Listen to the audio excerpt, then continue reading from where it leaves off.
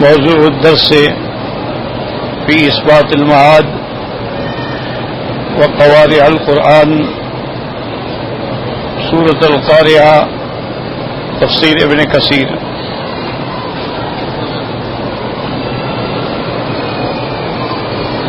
الحمد لله رب العالمين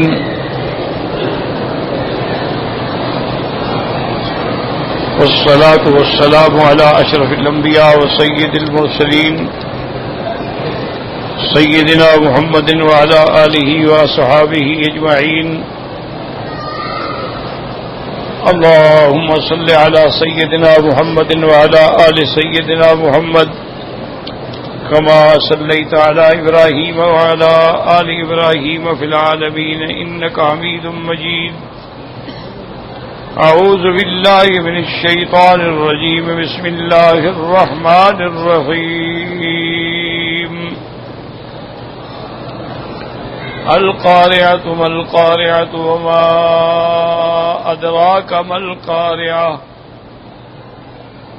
يوم يكون الناس كالفراش المبثوث وتكون الجبال كالعهن المنفوش فأما من ثقلت موازينه فهو في عيشة راضية وأما من خفت موازينه فأمه هاوية وما أدراك ما هي نار حامية.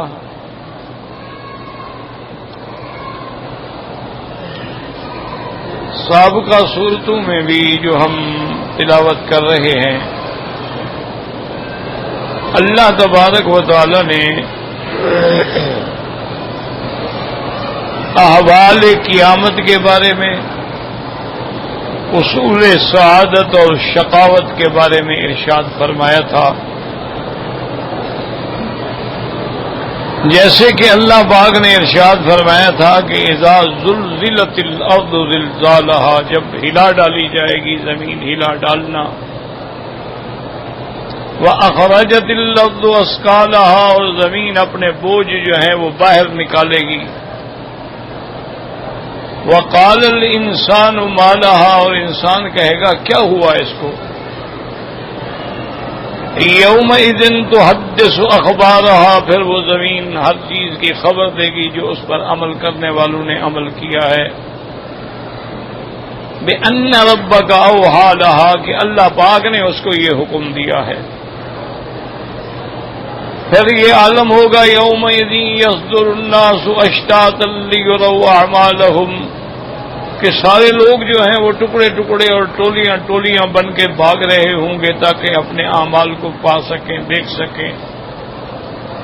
فَمَن يَعْمَلْ مِثْقَالَ ذَرَّةٍ خَيْرٍ يَرَهُ، جس نے ذرے کے برابر بھی بھلائی کی ہے اس کو اللہ بدلہ دیں گے. وَمَن يَعْمَلْ مِثْقَالَ ذَرَّةٍ شَرًّا يَرَهُ، اور جس نے ذرے کے برابر بھی برائی کی اس کو بھی اس کی جزا دی جائے گی. سب سے پہلے تو یہ سمجھیں کہ میں نے الحمدللہ کئی دفعہ اپنے دروس میں عرض کیا ہے کہ 3 مسائل جو ہیں نا وہ بڑے بنیادی اور اہم مسائل ہیں. سارے قرآن مقدس کی اصول اور بنیاد جو ہے وہ یہ 3 مسئلے ہیں،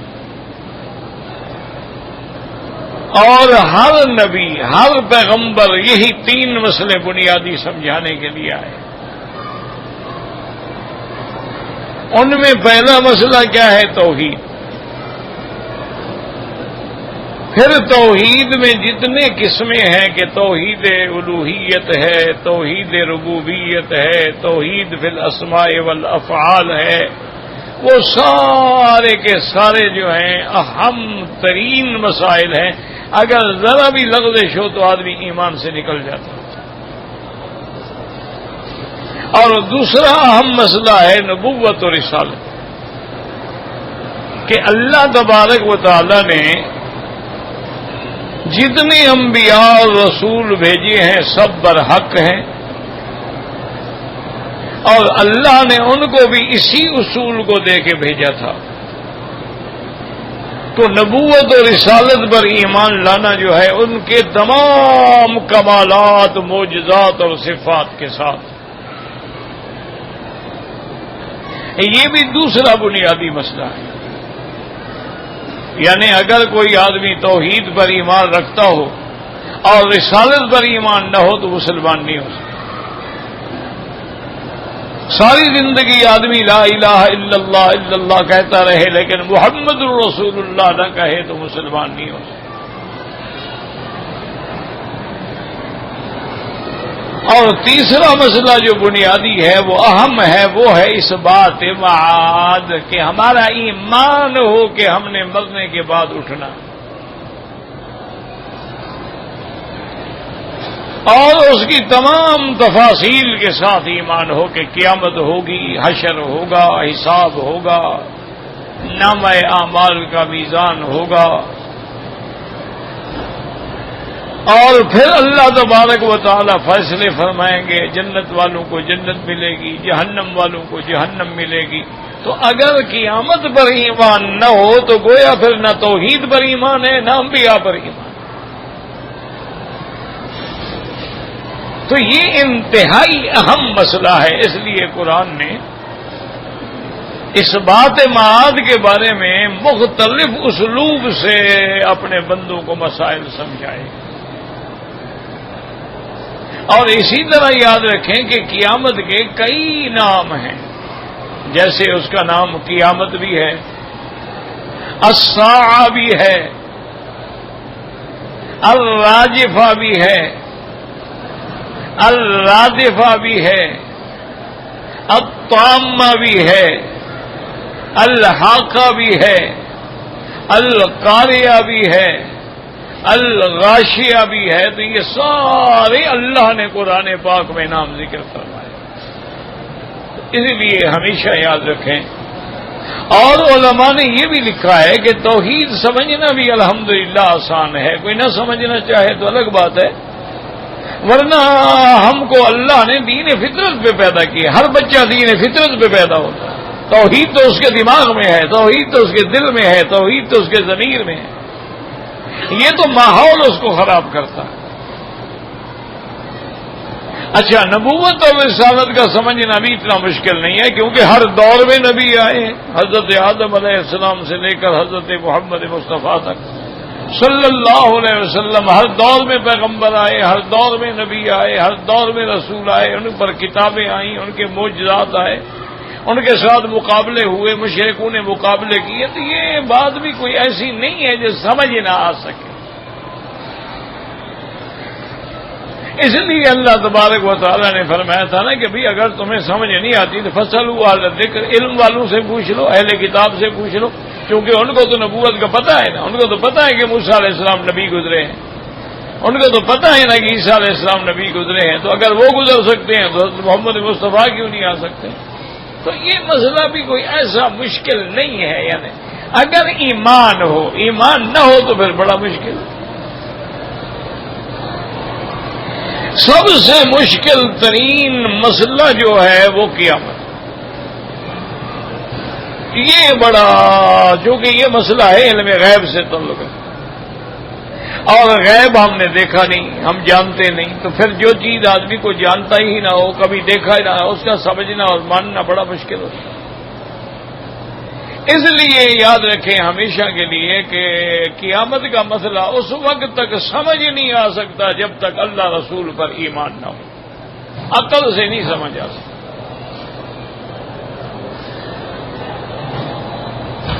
اب دیکھیں نا جی، مثلاً عذاب قبر ہے، اب عقل میں کیسے سمجھ آ سکتا ہے کہ ایک آدمی مر گیا، اس کی روح پرواز کر گئی علیین میں یا سجین میں، اب قبر میں دفن ہو گیا، کچھ عرصے کے بعد گل سڑ گیا، عذاب کس چیز کو ہوتا ہے بھائی؟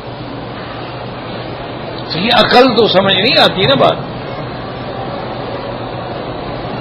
اور یہ کہ بھئی قبر میں اس کی قبر کو باغ جنت بنا دیا جاتا ہے اور قبر اس کی کھول دی جاتی ہے اور جنت کی طرف کھڑکی کھول دی جاتی ہے، تو یہ سمجھ نہیں آتی بھی کیسے قبر کھول دی جاتی ہے۔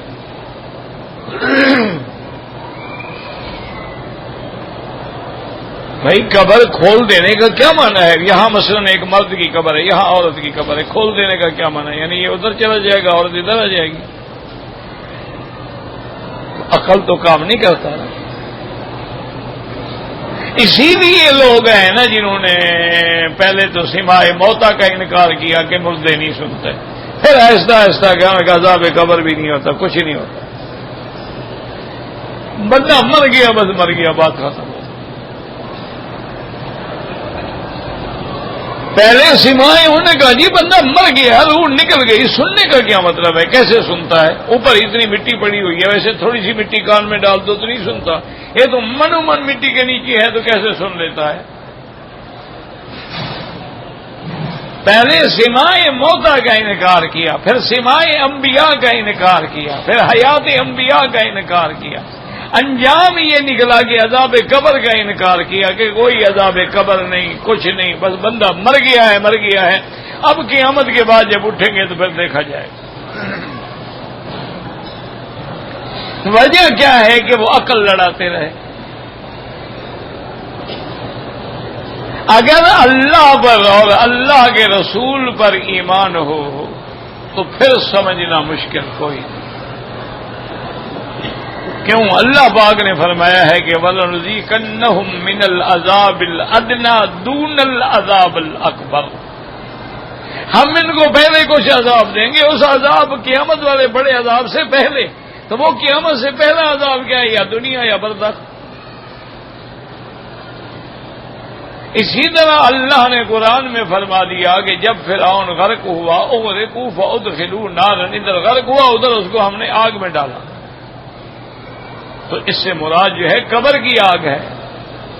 کیوں؟ قیامت کا عذاب تو بعد میں ہے، یوم تقوم الساعۃ ادخلوا آل فرعون اشد العذاب، اس کا معنی ہے قیامت کا عذاب الگ ہے، یہ عذاب قبر ہے۔ اور اس سے بڑی دلیل کیا ہو سکتی ہے کہ جس بات کی گواہی دینے والے حضرت محمد مصطفیٰ یا تو آدمی منکر ہونا، جب نام آئے نا درود شریف پڑھا، مسلمانوں اس سے بڑی نعمت کوئی نہیں ہے، کوئی نہیں ہے، کوئی نہیں ہے۔ یہ تو آیا ہے کہ اللہ فرماتے ہیں قرآن پڑھو گے تو ہر حرف کے بدلے میں 10 نیکیاں ملیں گی، لیکن یہ مقام کسی کا نہیں آیا کہ میرے نبی پہ درود پڑھو گے تو میں تم پر رحمت بھیجوں، تم ایک پڑھو گے میں 10 رحمتیں بھیجوں۔ تو سب سے بڑی نعمت جو ہے وہ درود ہے، وہ صلاۃ و سلام ہے حضور محمد مصطفیٰ صلی اللہ علیہ وسلم کی شان میں۔ تو اب جب ہمارا حضور پر ایمان ہے اور ہمارا ایمان ہے کہ آپ امین ہیں، صادق ہیں، سچے ہیں، نبی ہیں، رسول ہیں، خاتم الانبیاء والمرسلین ہیں، سید الاولین والآخرین ہیں، امام المتقین ہیں، شفیع المذنبین ہیں، رحمت للعالمین ہیں، علی خلق عظیم ہیں، آپ بشیر ہیں، نذیر ہیں، سراج منیر ہیں، آپ دائی ہیں اللہ کی طرف، یہ سارا ہمارا ایمان ہے۔ تو جب حضور نے فرما دیا کہ انہما لیعذبان، ان قبر والوں پر عذاب ہو رہا ہے، اللہ نے دکھلا دیا، اور حضور ان قبروں کے اوپر کھڑے ہیں، تو معلوم یہ ہوا کہ قبر کوئی برزخ والی قبر تو نہیں تھی، اسی دنیا والی قبر پہ حضور کھڑے ہیں نا۔ فرمایا انہما لیعذبان وما يعذبان من كبير، ان 2 قبر والوں پہ عذاب ہو رہا ہے، اور عذاب بھی ایسی چیز کو ہو رہا ہے جس کو یہ بڑا بھی نہیں سمجھتے تھے۔ آپ نے فرمایا کہ احدہما لا يستتر عن البول، ان میں سے ایک آدمی تو پیشاب کے قطروں کا خیال نہیں کرتا تھا کہ کبھی قطرے بدن پہ پڑ گئے، کبھی کپڑے پہ پڑ گئے، تو یہ پاکی کا لحاظ نہیں رکھتا تھا، اس لیے اللہ نے پکڑ لیا۔ اور آپ نے فرمایا واللہ یمشی بالنمیمۃ، اور دوسرا جو ہے یہ چغل خوری کرتا تھا، ادھر کی بات سن کے ادھر لگا دی، ادھر کی بات سن کے ادھر لگا دی، لوگوں کی غیبت کرتا تھا، چغل خوریاں کرتا تھا، مزے لے لے کے کہانیاں بناتا سناتا تھا۔ اس لیے عذاب ہو رہا ہے۔ تو اب جب حضور نے فرمایا کہ انہما لیعذبان اور کلام بھی مؤکد اور جملہ بھی حصر کا، تو اب کون شک کرے؟ ہاں کوئی کافر ہو تو شک کر۔ بھئی جب حضور نے اپنے آنکھوں سے دیکھا اور فرما دیا صحابہ کو، اسی طرح حضور بعض قبروں سے گزرے تو آپ نے فرمایا ان قبر والوں پہ عذاب ہو رہا ہے، پتہ ہے کن کی قبر؟ نے کہا حضور یہ کافروں کی قبر ہے۔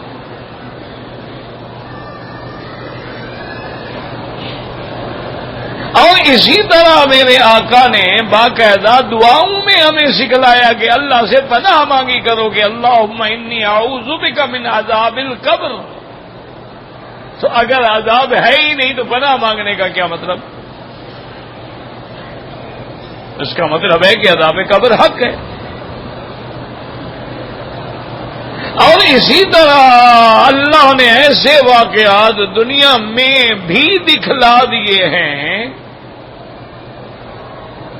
کہ کتنے لوگ ایسے ہیں جو فوت ہوئے اور مرنے کے بعد ان کے چہرے میں، ان کے بدن میں کوئی تغیر تبدل نہیں آیا، بلکہ ان کے قبر کے مٹی سے خوشبوئیں جاری ہو گئی۔ ایسے کئی واقعات، ایسے بھی کئی واقعات ہیں کہ کافی عرصے کے بعد قبریں کھلی تو بالکل میت سالم رکھی ہوئی۔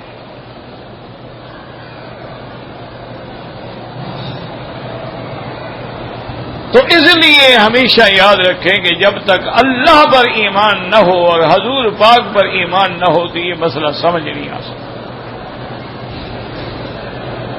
اور اگر اللہ پر ایمان ہے اور حضور پاک پر ایمان ہے تو مشکل ہی کوئی نہیں، جب حضور نے فرما دیا حق ہے تو حق ہے۔ اسی لیے لوگ جو ہے نا عقل دوڑاتے ہیں کہ جناب یہ جو آ گیا ہے کہ میزان ہوگا، کس چیز کا میزان ہوگا؟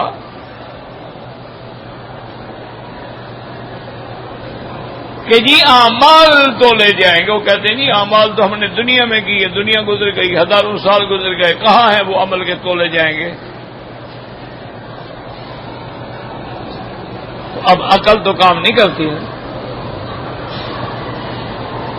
کہ بھئی کیا تولا جائے گا؟ لیکن اللہ کا قرآن فرماتے ہیں والوزن یومئذ الحق، اور اسی طرح فرماتے ہیں وَنَضَعُ الْمَوَازِينَ، قیامت میں اللہ تبارک و تعالیٰ تولوں کے لیے میزان رکھ دیں گے۔ اور میرے مدنی صلی اللہ علیہ وسلم روزانہ یہ فرماتے تھے کہ اللہم انت الحق ووعدک الحق ولقاؤک حق والجنة حق والنار حق والنبیون حق ومحمد حق صلی اللہ علیہ وسلم۔ اللہ کے نبی فرماتے تھے مولا آپ کا لقاء بھی حق ہے، میزان بھی حق ہے، جنت بھی حق ہے، آگ بھی حق ہے، انبیاء بھی حق ہیں، تیرا نبی محمد مصطفیٰ صلی اللہ علیہ وسلم بھی حق ہیں۔ حضور روزانہ یہ اعتراف فرماتے تھے تاکہ امت کو یہ باتیں یاد رہیں۔ اسی طرح سے اللہ تبارک و تعالی نے فرمایا اور میرے مدنی پاک نے باقاعدہ بتلایا کہ جب مردے کو قبر میں رکھا جاتا ہے اللہ تعالیٰ کے فرشتے آتے ہیں، آ کے ان سے سوال کرتے ہیں، اور سوال بھی بتلا دیے ہیں کہ وہ کیا پوچھتے ہیں کہ من ربکا، تیرا رب کون ہے؟ اور دوسرا سوال کریں گے ما دینکا، تیرا دین کیا ہے؟ اور تیسرا سوال کریں گے ما تقول فی حق ھذا الرجل الذی بعث فیکم، اللہ نے جس کو تمہارے پاس نبی بنا کے بھیجا تھا اس کے بارے میں کیا تمہارا اعتقاد ہے؟ اور حضور نے وہ جواب بھی بتلا دیے کہ مومن سے جب پوچھیں گے من ربک تو کہے گا ربی اللہ، اور جب پوچھیں گے ما دینک تو کہے گا دینی الاسلام، اور جب پوچھیں گے ما تقول فی حق ھذا الرجل تو وہ کہے گا محمد رسول اللہ صلی اللہ علیہ وعلی آلہ وَأَصْحَابِهِ وَسَلَّمَ تَسْلِيمًا كَثِيرًا كَثِيرًا۔ اور آپ نے فرمایا کافر سے جب پوچھیں گے من ربک، وہ کہے گا ہا لا ادری، اور جب پوچھیں گے ما دینک تو کہے گا ہا لا ادری، مجھے تو کوئی پتہ نہیں میرا کیا دین ہے، میرا کیا نبی ہے۔ اب اس کے بعد فرماتی ہیں جو سوال جواب میں کامیاب ہو گیا تو جنت کی کھڑکی بھی کھل جاتی ہے اور فرشتے کہتے ہیں نم کا نومت العروس، اب آرام کی نیند کرو۔ اور اگر کافر ہوتا ہے تو اللہ تبارک و تعالیٰ کے فرشتے اس کو لوہے کے گرز سے مارتے ہیں۔ اور حضور نے یہ بھی فرما دیا کہ جب مردے کو عذاب ہوتا ہے یسمعها کل شیء الا الثقلین، دنیا کی ہر چیز سنتی ہے لیکن انسان اور جن نہیں سنتے ہیں۔ اللہ نے پردہ ڈال دیا ہے، جانور بھی سنتے ہیں، گھوڑے بھی سنتے ہیں، گدھے بھی سنتے ہیں، اونٹ بھی سنتے ہیں، لیکن انسان نہیں سنتا۔ حضور نے فرمایا اللہ کی حکمت ہے کہ اگر انسان عذاب سن لیتے تو اپنے مردوں کو کبھی قبر میں دفن نہ کرتے۔ تو اس کا اتنے بڑے باتوں کے بعد اب اگر کوئی کہے کہ جی عذاب قبر کوئی نہیں، بس یہ خیالی باتیں ہیں اور تخیلات، جب بندہ مر گیا جی روح تو چلی گئی علیین میں اور روح چلی گئی سجین، اللہ کے بندے روح جہاں بھی چلی جائے اس کا تعلق اللہ قائم کر دیتے ہیں۔ اب تو مسئلہ سمجھنا مشکل نہیں، تیرے پاس اتنا چھوٹا سا جوال ہے، ٹیلی فون ہے، کوئی تار نہیں کچھ نہیں، لیکن سیٹلائٹ سے رشتہ اس کا قائم ہے، نمبر ملاتے ہو فوراً پکڑ لیتا ہے۔ تو اگر بندے ایسی چیز بنا سکتے ہیں، اللہ تعالیٰ روح کا تعلق جو ہے وہ جسد سے نہیں جوڑ سکتے، یہ کوئی بات ہے؟ تو اس لیے آج جو ہم سورت پڑھ رہے ہیں اس کو کہتے ہیں قوارع القرآن، یاد رکھو، قوارع الدہر، قوارع الزبان، اسی طرح ہے قوارع القرآن، کہ قرآن کی وہ صورتیں جو بندے کو جھنجھوڑنے کے لیے، جگانے کے لیے آتی ہیں۔ جیسے دروازے کو نقر علی الباب، تو مانا کیا ہوتا ہے کہ آواز دروازے پہ آ رہی ہے، کوئی اٹھا رہا ہے، اٹھانا چاہتا ہے، بھی گھر والے کو ہو دروازہ کھولو۔ اس لیے اللہ نے فرمایا القاریۃ مل قاریہ وما ادراک مل قاریہ۔ اس لیے اللہ کہیں فرماتے ہیں الحاقۃ ملحاقۃ وما ادراک ملحاقۃ، اور اللہ نے کہیں فرمایا فَإِذَا جَاءَتِ الطَّامَّةُ الْكُبْرَى يَوْمَ يَتَذَكَّرُ الْإِنسَانُ مَا سَعَىٰ وَبُرِّزَتِ الْجَحِيمُ لِمَن يَرَىٰ، اور کہیں اللہ فرماتے ہیں فَإِذَا جَاءَتِ الصَّاخَّةُ يَوْمَ يَفِرُّ الْمَرْءُ مِنْ أَخِيهِ وَأُمِّهِ وَأَبِيهِ وصاحبته وبنيه، اور کہیں اللہ فرماتے ہیں هل أتاك حديث الغاشية، اور کہیں اللہ فرماتے ہیں إن كانت إلا صيحة واحدة، اور کسی جگہ اللہ فرماتے ہیں وَنُفِخَ فِي الصُّورِ فَصَعِقَ مَن فِي السَّمَاوَاتِ وَمَن فِي الْأَرْضِ إِلَّا مَن شَاءَ اللَّهُ ثُمَّ نُفِخَ فِيهِ أُخْرَىٰ فَإِذَا هُمْ قِيَامٌ يَنظُرُونَ۔ اور اسی طرح اللہ تبارک و تعالی نے قرآن مقدس کے اندر فرمایا میرا مدنی یسألونک عن الساعۃ، آپ سے پوچھتے ہیں کہ قیامت کب ہوگی، قل انما علمها عند اللہ، آپ کہہ دیں کہ اس کی تعیین کا علم جو ہے وہ میرے اللہ کے پاس ہے۔ وما يدريك لعل الساعة تكون قريبا، میرا مدنی آپ کو کیا خبر ہو سکتا ہے کہ قیامت قریب ہو۔ اور کہیں اللہ فرماتے ہیں وَأَنَّ السَّاعَةَ آتِيَةٌ لَا رَيْبَ فِيهَا إِنَّ اللَّهَ يَبْعَثُ مَن فِي الْقُبُورِ، اور اسی طرح یاد رکھو کہ حدیث مبارک میں ہے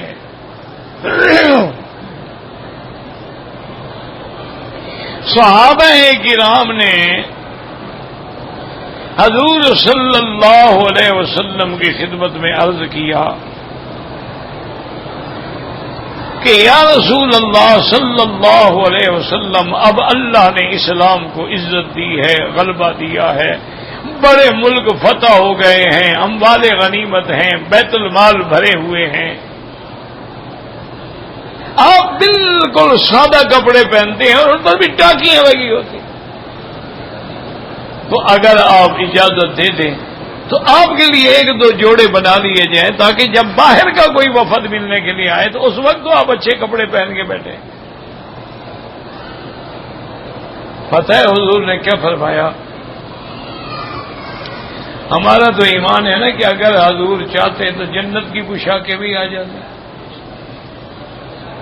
جنت سے بھی جوڑے بن کے آ جاتے، فرشتے آگے پہنا بھی دیتے۔ حضور پاک نے فرمایا میرے صحابہ، وہ جو سور ہے نا جس کے پھونکنے پر قیامت قائم ہوگی، اللہ کے فرشتے نے اس پر منہ رکھا ہوا ہے، واضع فاہ ورافع بصرہ الی السماء، اور آسمان کی طرف نظریں لگائی ہوئی ہیں کہ متی یؤمر ینفخ، کہ کب حکم ہوتا ہے کہ میں پھونک ماروں۔ تو جب ہمیں اتنا پتہ ہی نہیں ہے تو پھر کپڑے پہننے کی کیا ضرورت ہے، لباس بنانے کی کیا ضرورت ہے؟ تو اس لیے یاد رکھیں کہ قیامت برحق ہے، لیکن کب ہوگی اس کا علم اللہ کے سوا کوئی نہیں۔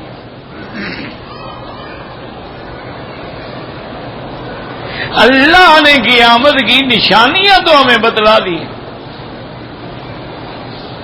علامات صغرا بھی بتلا دی ہیں، علامات کبرا بھی بتلا دی، لیکن تعین کب ہوگی یہ بھی بتلا دیا ہے کہ جمعہ کے دن قیامت ہوگی، لیکن وہ جمعہ کون سا ہوگا، کس سال ہوگا، کب ہوگا، لا یعلمھا الا اللہ، اللہ کے سوا کوئی نہیں۔ اسی لیے اللہ نے اتنا سخت لفظوں میں فرما دیا، میرا مدنی کہہ دو، قل اعلان کر دو، لا يعلم من في السماوات والارض الغیب الا اللہ، آسمانوں اور زمینوں میں کوئی علم غیب نہیں رکھتا، اور جو لوگ فوت ہو گئے وما یشعرون ایان یبعثون، ان کو تو یہ بھی پتہ نہیں ہے کہ ہم کب اٹھیں گے۔ تو قیامت کا علم جو ہے تعیین کا وہ تو اللہ کے پاس، لیکن علامات بتلا دی گئی ہیں اور علماء نے ان کو دو حصوں میں تقسیم کیا ہے، علامات صغرا اور علامات کبرا، چھوٹی نشانیاں اور بڑی نشانیاں۔ چھوٹی نشانیاں جو ہیں نا جی وہ تو تقریباً سب کی سب گزر گئی، پوری ہو گئی۔ جیسے حضور نے فرمایا تھا کہ یہ بھی علامات قیامت میں ہے کہ قرآن پڑھنے والے قاری تو بہت ہو جائیں گے لیکن علم اٹھ جائے گا، علماء بہت تھوڑے۔ اب آپ دیکھ لیں ہر مسجد میں ہر بستی میں قاری موجود ہے لیکن عالم کہیں کہیں۔ اور یہ بھی حضور نے بتلا دیا تھا کہ علامات قیامت میں ہے کہ زنا عام ہو جائے گا، اور یہ بھی فرما دیا تھا کہ یتحارجون کما یتحارج الحمر، جیسے گدھا گدھی زنا کرتے ہیں سڑکوں پہ کھڑے ہوئے، شرم نہیں ہے، ایسے میری امت میں بھی زنا عام ہو۔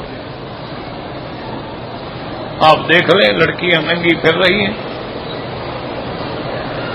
آپ کسی سمندر کے کنارے پہ جا کے حشر دیکھ لیں کہ کیا ہوتا ہے، کسی نیو ایئر نائٹ مناتے ہیں جو کافروں کی ہے، دیکھیں کیا ہوتا ہے، بسنت میں دیکھیں کیا ہوتا ہے، ہولی میں دیوالی میں دیکھیں کیا ہوتا ہے۔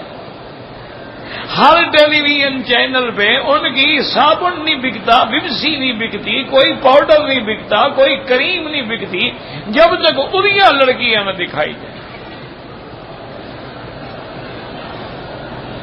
اور اسی طرح حضور پاک نے فرمایا تھا کہ یہ بھی علامات قیامت میں ہے کہ آدمی اپنے دوستوں کا تو بڑا فرما بردار ہوگا لیکن والدین کا نافرمان.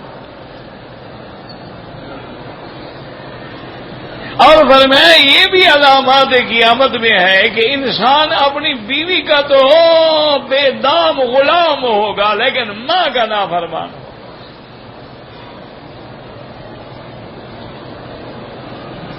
حضور نے فرمایا یہ بھی علامات قیامت میں ہے کہ سرزمین حجاز جو ہے اس میں سونا چاندی اگلے گا اور اس میں دولت عام ہو جائے گی. ورنہ آج سے 100 سال پہلے دیکھیں کیا تھا، یعنی آدمی گزارا ہی نہیں تھا کھانے پینے کا. وہ حاجی آتے تھے تو ان سے راشن خریدا جاتا تھا.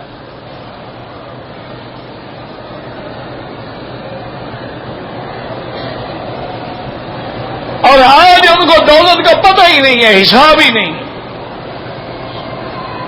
اور جتنی یہ دول ہیں اس دولت کی زیادتی کی وجہ سے یہ عالم ہے کہ دنیا کا کوئی جوا کھانا، کوئی کہبہ کھانا، کوئی بے حیائی کا اڈا نہیں ہے جہاں یہ نہ پہنچے.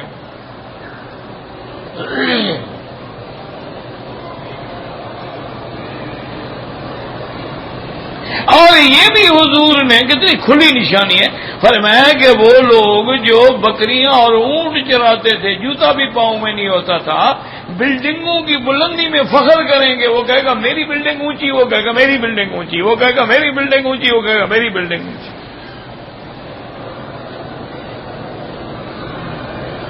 آج دیکھ رہے سامنے ہیں. تو بہرحال جتنی علامات صغرا ہیں وہ تو ساری کی ساری پوری ہو گئی ہیں. باقی علامات کبرا ہیں، بڑی نشانیاں باقی.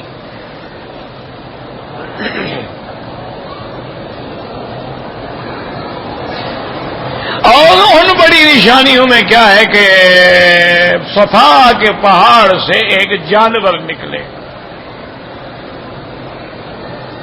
ہوگا جانور لیکن باتیں ایسے کرے گا جیسے انسان بات کرتے ہیں.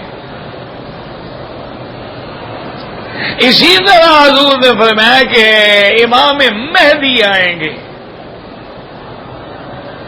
ان کا نام بھی میرے نام پہ ہوگا، ان کے باپ کا نام بھی میرے باپ کے نام پہ ہوگا، ان کی والدہ کا نام بھی میری والدہ کے نام پہ ہوگا.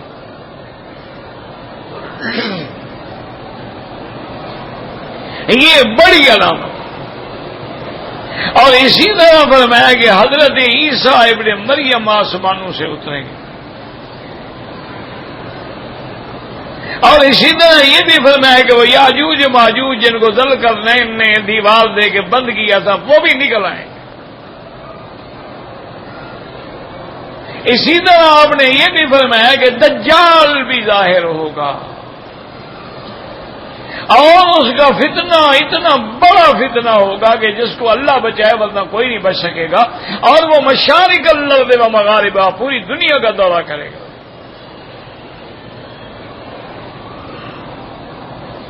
پھر دجال کو حضرت عیسیٰ ابن مریم علیہ السلام قتل کریں گے.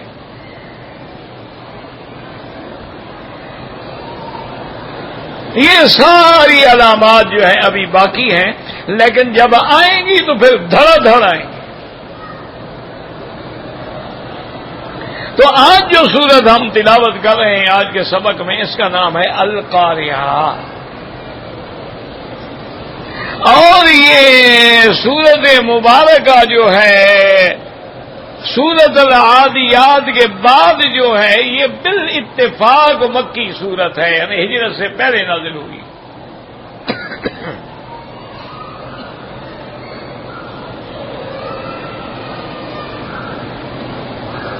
اس سورت میں اللہ پاک نے ارشاد فرمایا کہ القاریۃ ما القاریۃ وما ادراک ما القاریۃ. اللہ نے فرمایا کھڑکھڑانے والی. کیا ہے وہ کھڑکھڑانے والی؟ وما ادراک، اور میرے مدنی آپ کو کیا اللہ نے علم دیا اس کے بارے میں، وہ کیا ہے کھڑکھڑانے والی؟ کیا مانا کھڑکھڑانے والی؟ قاریہ کا معنی علماء نے فرمایا کہ جب دو چیزوں کو ایسے مارا جائے نا تو اس میں آواز پیدا ہوتی ہے، وہ قاریہ ہے۔ تو جب اجرام علوی اور اجرام سفلی جو ہیں، یوں سمجھو کہ جب آسمان پھٹ جائیں گے، چاند سورج بے نور ہو جائیں گے، ستارے جھڑ جائیں گے تو یہ ٹکرائیں گے۔ جب پہاڑ ریزہ ریزہ ہو کے اڑ جائیں گے تو یہ اجرام علوی اور سفلی کے ٹکرانے سے جو آواز پیدا ہوگی وہ قاریہ۔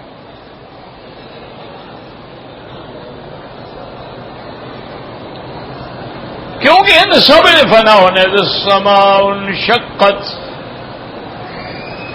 وأذنت لربها وحقت وإذا الأرض مدت وألقت ما فيها وتخلت۔ اور کہیں اللہ فرماتے ہیں اذا السماء انفطرت وإذا الكواكب انتصرت، اور کہیں قرآن کہتا ہے اذا الجبال سیرت، اور کسی جگہ قرآن پاک فرماتے ہیں کہ جب پہاڑ ہیں ان کو روزہ ریزہ کر دیا جائے گا تو وہ جو ان کا ٹکراؤ میں آواز ہوگی اس کا نام ہے قاریہ، کہ ساری دنیا کو آواز پہنچانے والی، کھڑکانے والی۔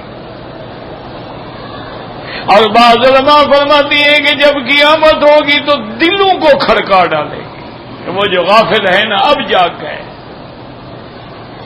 القاریۃ والقاریۃ وما ادراک ما القاریہ یوم یکون الناس کالفراش المبثوث۔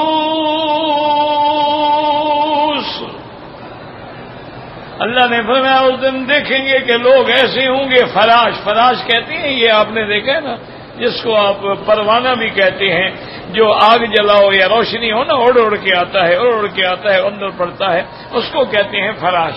تو لوگ ایسے ہوں گے کہ جیسے فراش اڑتے ہیں، فراش اس طرح دوڑ رہے، اڑ رہے۔ یوم تکون الناس یوم یکون الناس کالفراش المبثوث۔ یاد رکھو یہاں ہے فراش، اور دوسری جگہ اللہ تبارک و تعالی نے فرمایا کأنہم جراد منتشر، وہ ایسے ہوں گے جیسے مکڑی۔ تو فراش تو چھوٹی چیز ہے، مکڑی بڑی چیز ہے۔ علماء نے فرمایا مکڑی سے مراد کثرت ہے، اور فراش سے معنی یہ ہے کہ بالکل وہ ایسے کوئی وزن نہیں رہے گا ان کا، جیسے آدمی اڑتا ہے اور خود دوڑتا ہے۔ وَتَكُونُ الْجِبَالُ كَالْعِهْنِ الْمَنْفُوشِ، اور ہوں جائیں گے پہاڑ جیسے اون دھنی ہوئی۔ اون ہوتی ہے نا، اس کو پنجے سے مارتے ہیں، ایسے مارتے ہیں نا پھر اڑتی ہے، ریزہ ریزہ ہو کے اڑتی ہے۔ اس کے ذرے ذرے ایسے پہاڑ اڑ رہے ہوں گے جیسے روئی کے گالے اڑتے ہیں۔ اور تکون الجبال کالعہن المنفوش، اور یاد رکھو چونکہ جبال جو ہیں اللہ نے وہ بھی تو کئی پہاڑ کئی رنگ کے بنائے ہیں نا۔ وَمِنَ الْجِبَالِ جُدَدٌ بِيضٌ وَحُمُرٌ مُخْتَلِفٌ أَلْوَانُهُ وَغَرَابِيبُ سُودٌ، پہاڑ سفید بھی ہیں، پہاڑ سیاہ بھی ہیں، پہاڑ سرخ بھی ہیں۔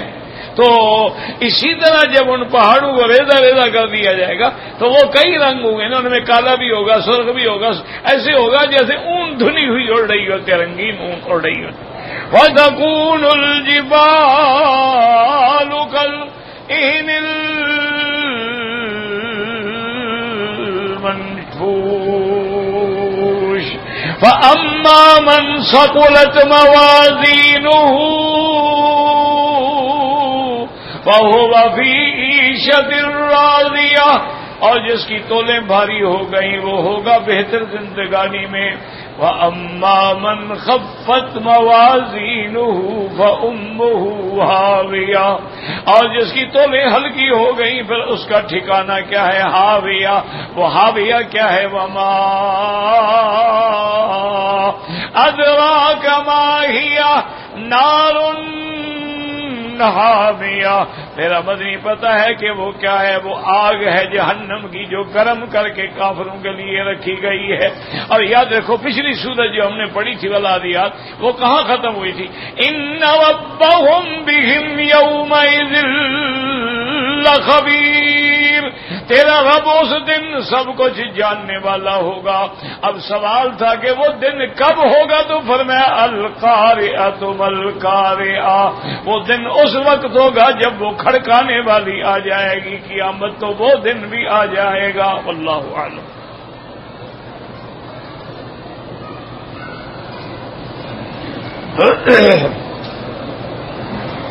اس کو اس طرف رکھیں، اس طرف. کیا کریں بھائی، روز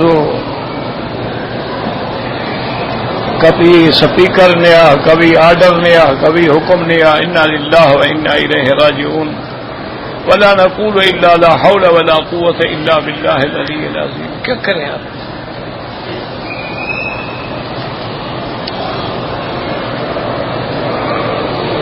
انہوں نے مسئلہ پوچھا ہے جی کہ نماز جنازہ کے بعد دعا مانگنا. میرے بھائی یاد رکھو کہ جنازہ جو ہے یہ خود دعا ہے. مسئلہ سمجھا کرو. جنازہ کیا ہے؟ دعا ہی ہے نا. اللہم اغفر لحینا و میتنا و شاہدنا. یہ کیا ہے؟ اب جنازے کے بعد جو دعا مانگنا ہے وہ بدعت ہے، چونکہ نہ حضور پاک نے فرمایا، نہ مانگی، نہ صحابہ نے مانگی، نہ تابعین نے مانگی، نہ ائمہ مجتہدین نے مانگی. وہ خالص بدعت ہے اور گناہ ہے. ثواب نہیں، گناہ ہے، بدعت ہے. اور ہر بدعت گمراہی ہوتی. وہ جو ایک روایت مبارک میں آتا ہے کہ اخلصوا لہ الدعاء، وہ مانا ہے کہ یہ جو جنازے کے اندر دعا مانگ رہے ہو یہ خالص اللہ سے مانگو، خالص دل سے مانگو کہ اللہم اغفر لحینا و میتنا و شاہدنا و غائبنا. جنازے کے بعد کی دعا نہ قرآن میں ثابت ہے، نہ حدیث میں ثابت ہے، نہ خلفاء راشدین سے ثابت ہے، نہ اہل بیت رسول سے ثابت ہے. میرے مدنی نے کتنے جنازے پڑھائے ہوں گے زندگی میں؟ صحابہ کے زمانے میں کتنے جنازے ہوئے؟ حضور نے کسی کے لیے دعا مانگی؟ اور ویسے بھی اللہ نے تمہیں عقل دیا ہے کہ یہ دعا جو ہم جنازے میں مانگتے ہیں یہ ہمیں خود حضور پاک نے سکھلائی ہے کہ یہ کلمات کہو، یہ دعا مانگو. اللہم اغفر لحینا و میتنا و شاہدنا و غائبنا و صغیرنا و کبیرنا و ذکرنا و انثانا. یہ سکھلانے والے محمد مصطفیٰ ہیں. تو ایک وہ دعا ہے جو حضور نے سکھلائی ہے اور ایک وہ دعا ہے جو مولوی نے بتلائی ہے. آپ فیصلہ کریں بھی کون سی دعا زیادہ بہتر ہے. اللہ نے عقل بھی دیا ہے، لیکن ایک رواج بن گیا ہے کہ اگر بعد میں دعا مانگو تو یہ سنی ہے اور نہ مانگو وہابی ہے. یعنی دماغ اتنا الٹ ہو گیا ہے کہ جو اہل بدعت ہیں وہ کہتے ہیں ہم اہل سنت ہیں، اور جو صحیح معنی میں سنت میں چلنے والے ہیں وہ اہل سنت بھی نہیں، وہ تو وہابی ہو گئے نا. تو یہ بالکل بدعت ہے. اور نہ ہاں ایک بات یاد رکھو، قبر پہ کھڑے ہو کے دعا مانگنا جائز ہے. حضور نے خود حکم فرمایا ہے کہ جب اپنے مردے کو دفن کر لو فرمایا اس کے لیے دعا کرو. الان یسأل، ابھی اس سے سوال جواب ہوگا کہ اللہم ثبت ہو، اللہ اس کو سوال جواب میں ثابت قدم رکھے. ایک رواج ہے ہمارے یہاں، اب کیا کریں آدمی ہر نماز کے بعد 3 دفعہ دعا مانگتے ہیں. ایک دفعہ بھی ثابت نہیں حدیث میں. نہ مانگو وہاں بھی. اور بدعت کرتے جاؤ. سبحان اللہ، اہل سنت والجماعت.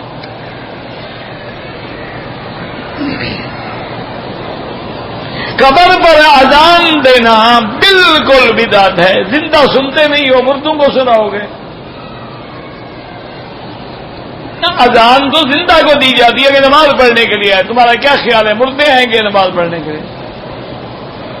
کہتے ہیں جی جب اذان دیں گے تو شیطان بھاگ جائے گا. مقصد ہے شیطان ساتھ آئے ہیں مردے کے. اللہ کے بندے ویسے اللہ کا ذکر کر رہے ہو، اللہ کا نام لے رہے ہو، اللہ سے دعا کر رہے ہو، شیطان تو ویسے ہی بھاگ جاتا ہے. تم خامخواہ اس کو دوبارہ بلا رہے ہو.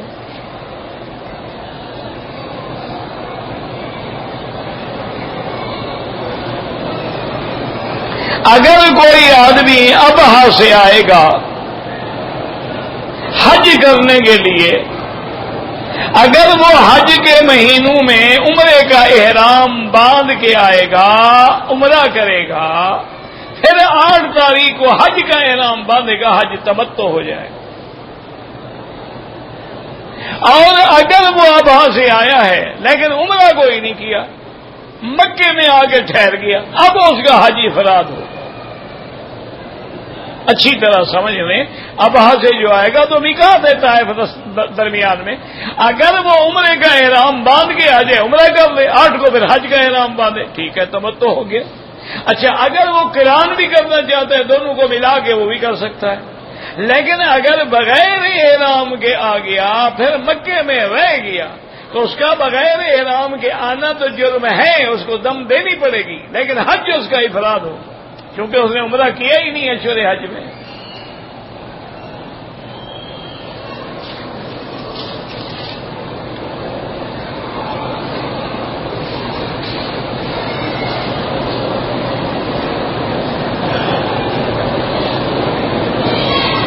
میری دادی ہے جس کی عمر 90 برس ہے اور وہ نظر سے بھی کمزور ہے، ارکان حج بھی پورے نہیں کر سکتی. آپ حج بدل کریں اس کا. اگر آپ اپنا حج پہلے کر چکے ہیں تو اب دادی کی نیت کریں. ہر کام میں دادی کی نیت کریں.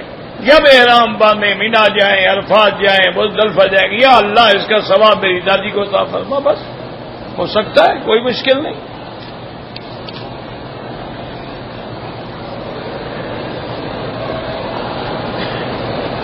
ایک آدمی نے روزے کی حالت میں اپنی بیوی سے صحبت کی ہے. اب کفارہ جناب یہ ہے کہ وہ سب سے پہلے تو توبہ کرے، اتنا بڑا گناہ کیا ہے اس نے، اور اس کے بعد یہ ہے کہ وہ 2 مہینے کے متواتر روزے رکھے. وہ تو ہے نا کہ 60 مسکینوں کو کھانا کھلا، جب روزے نہ رکھ سکتا ہو.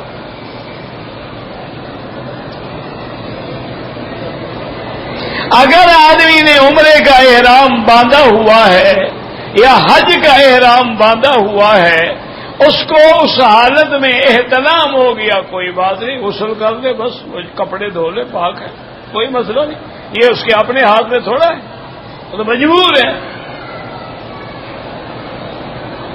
اس کے حج عمرے میں کچھ بھی نہیں ہوتا.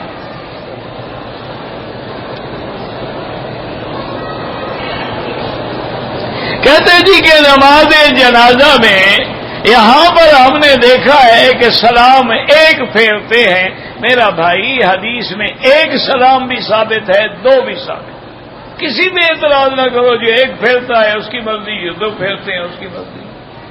امام ابو حنیفہ رحمۃ اللہ علیہ کے نزدیک 2 سلام، کیونکہ فرماتے ہیں کہ جتنے کلمات زیادہ ہوں گے اتنی اللہ کی رحمت بھی زیادہ ہوگی. ایک آدمی کہتا ہے سمع اللہ لمن حمدہ، ایک کہتے ساتھ ربنا ولک الحمد، ایک کہتے ربنا ولک الحمد حمدا کثیرا طیبا مبارکا کما یحب ربنا ویرضی. تو جتنے کلمے بڑھتے جائیں گے ثواب بڑھتا جائے گا کہ نہیں؟ ویسے ایک سلام بھی ٹھیک ہے.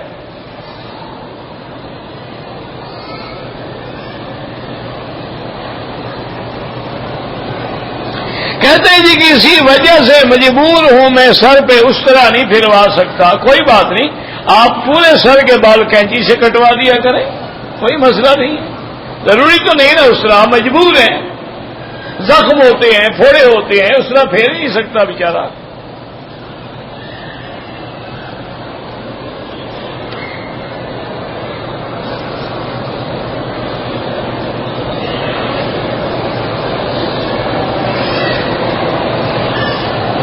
کہتے جی کہ ظہر کی نماز کے لیے اگر ایک امام نے پہلے سنتیں نہیں پڑھی، مثلا اینڈ ٹائم پہنچا ہے، وقت ہو گیا، فرض پڑھ لے، کوئی حرج نہیں، سنتیں بعد میں پڑھ، کوئی مسئلہ نہیں۔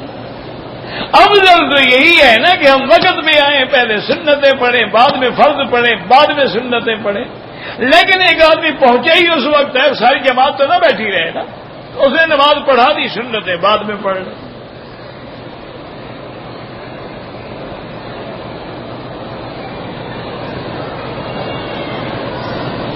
ایک آدمی 3 دن پہلے ریاض سے مکہ آیا ہے، عمرہ نہیں کیا۔ اس نے عمرہ کیوں نہیں کیا؟ وجہ بھی تو ہو نا۔ اگر وجہ کوئی نہیں ہے تو دوبارہ عمرہ کرے طائف کے میقات سے، ورنہ اس کو دم دینی پڑے گی۔ اگر عمرہ کر لے گا حج تمتع ہوگا انشاءاللہ، اور نہیں کرے گا تو حج افراد ہوگا، لیکن وہ پہلا جو اس نے چھوڑا ہے وہ تو اس کے ذمہ کھڑا ہے نا، اس کو عمرہ بھی پھر کرنا پڑے گا، دم بھی دینی پڑے گی۔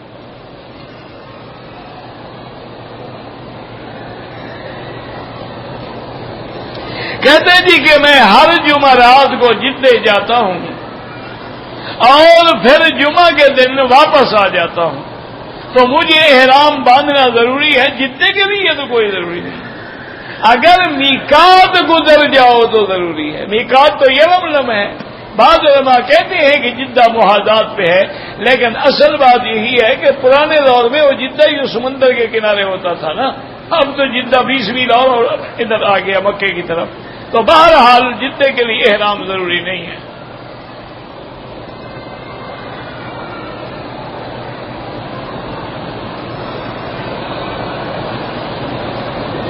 اگر مسلمان کہیں پر یعنی جہاں کفار نے حملہ کیا ہے تو مسلمان اس کی مدد کے لیے جا سکتا ہے، بالکل جا سکتا ہے، لیکن سب سے پہلے قریب والوں کا حق ہے، اس کے بعد والے، پھر اس کے بعد والے، پھر اس کے بعد والے۔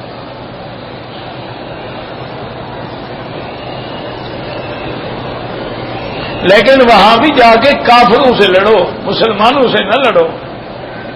آج کل کافروں سے کوئی نہیں لڑتا، نہ ایمان سے کہیں۔ جب سے ہمارے ملکوں میں یہ حملے ہو رہے ہیں یا مسلمان ملکوں میں بم دھماکے ہو رہے ہیں، اس میں کتنے یہودی مارے گئے ٹھنڈے دل سے، کتنے یہودی، کتنے نصرانی، کتنے ہندو مارے گئے،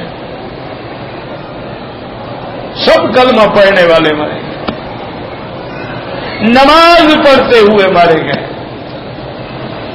مسجدوں میں مارے گئے، جمعہ پڑھ کے نکلنے والے مارے گئے۔ تو یہ کون سا جہاد ہے بھائی؟ اللہ ہدایت دے، اور کیا کہہ سکتے ہیں؟ یہی ہم دعا کر سکتے ہیں کہ اللہ تبارک و تعالی ہدایت دے۔ یہ فساد ہے میرا بھائی، جہاد نہیں ہے۔ کافروں سے لڑنا ہے تو پھر کھل کے کافروں سے لڑو۔ یہ تو نہیں کہ یہ نہیں لڑتے تو ہم اسی سے لڑیں گے، نہیں، اصل سے لڑو نا، اس سے کیوں لڑو؟ اور جی یہ جو نہیں لڑتے تو تم تو جا کے لڑو نا، یہودیوں سے لڑو، ہندو سے لڑو، نصرانیوں سے لڑو، عیسائیوں سے لڑو، قادیانیوں سے لڑو، کافروں سے لڑو۔ یہ کیا ہے کہ مسلمانوں کو مار ڈالو؟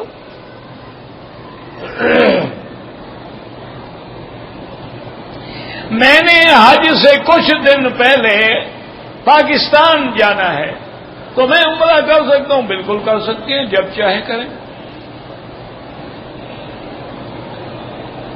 اگر میں نفلیں پڑھ کے ان کا ثواب اپنے بزرگوں کو دوں، دے سکتے، جیسے حج کا ثواب دے سکتے۔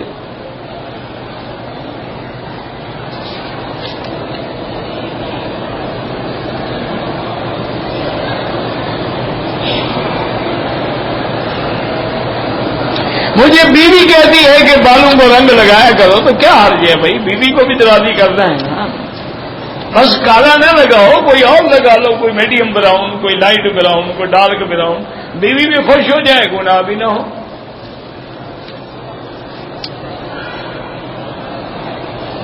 اسی کا خیال رکھو نا، تم رنگ نہ لگاؤ وہ کسی اور رنگ میں پڑ جائے، لگا لو کوئی فرق نہیں پڑتا،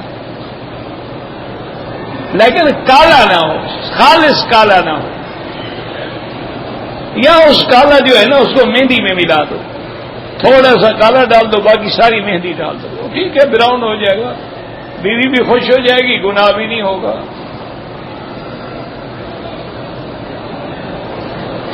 جو لوگ فوت ہو گئے ہیں آپ طواف کریں، اللہ سے دعا کریں کہ اللہ ان کو ثواب دے۔ اگر کوئی زندہ ہے لیکن معذور ہے تو اس کے لیے عمرہ حج ہو سکتا ہے۔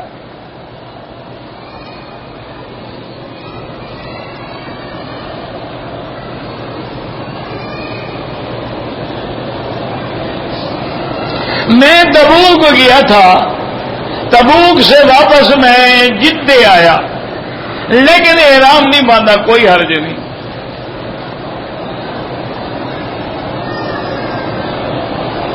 حرم میں جو جنازہ ہوتا ہے امام پیچھے ہوتا ہے، امام کے آگے نہ کھڑے ہوں بس، باقی دائیں بائیں ادھر ادھر کھڑے ہو سکتے ہیں۔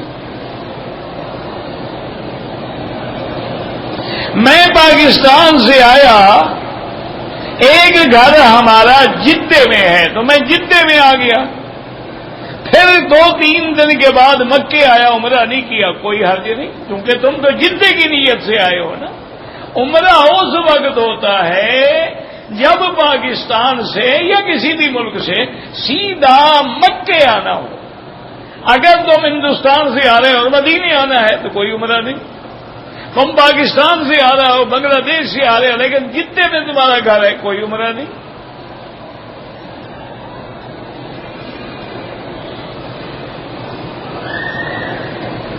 حج میں ہمارے ساتھ بچے بھی ہوں گے، ان کے لیے حج کی بکری واجب نہیں ہے۔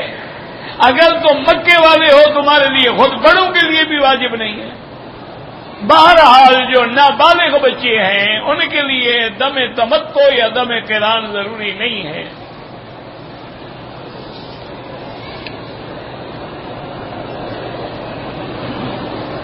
مجھے مکے میں 25 دن ہو گئے ہیں، میں ریاض جاؤں گا کام کے لیے، بالکل جائیں، اور ریاض سے واپسی میں جب آئیں تو میقات سے جو بھی نیت کریں گے افراد کی کریں، تمہاری مرضی، تمتع کرو تمہاری مرضی، کیونکہ تم تو میقات کراس کر جاؤ گے نا۔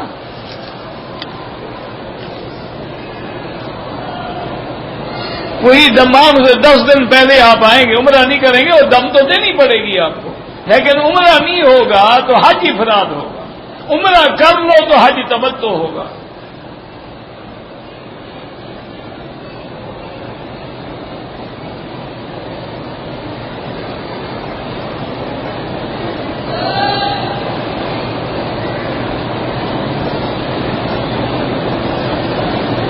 کہتے جی کہ ہم مدینے شریف سے مکہ کے لیے روانہ ہوئے، راستے میں تقریباً 80 یا 100 کلومیٹر کے بعد یتما ایک جگہ آئی، آنے سے پہلے 4 یا 5 منٹ گاڑی میں ریڈیو چالو تھا، مکے کی اذان سنائی دی اور ہم نے کچھ ریال، کچھ کھجور پانی افطار کیے۔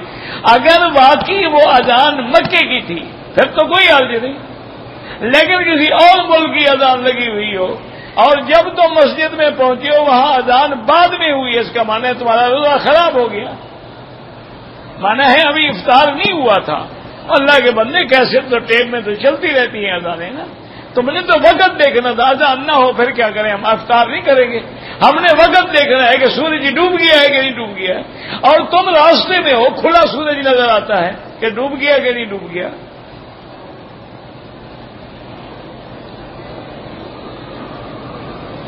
بہرحال حکومت کے نظام کو نہیں توڑنا چاہیے، کیونکہ یہ بھی اللہ نے ہمیں حکم دیا ہے کہ اولو الامر کے احکام کی اطاعت کرو۔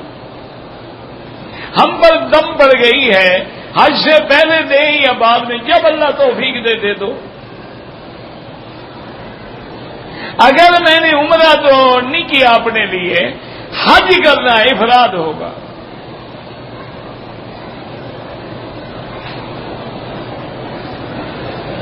رحمت اللہ وبرکاتہ، اللہ کی رحمتیں کوئی ان کو شمار کر سکتا ہے کہ بتائیں کہ کون سی رحمتیں ہیں؟ وہ خود بھی سراپا رحمت ہیں اور ہر وقت ان بے نزول رحمت ہے، اور اللہ کی رحمت ہے تو کوئی شمار ہی نہیں کر سکتا نا۔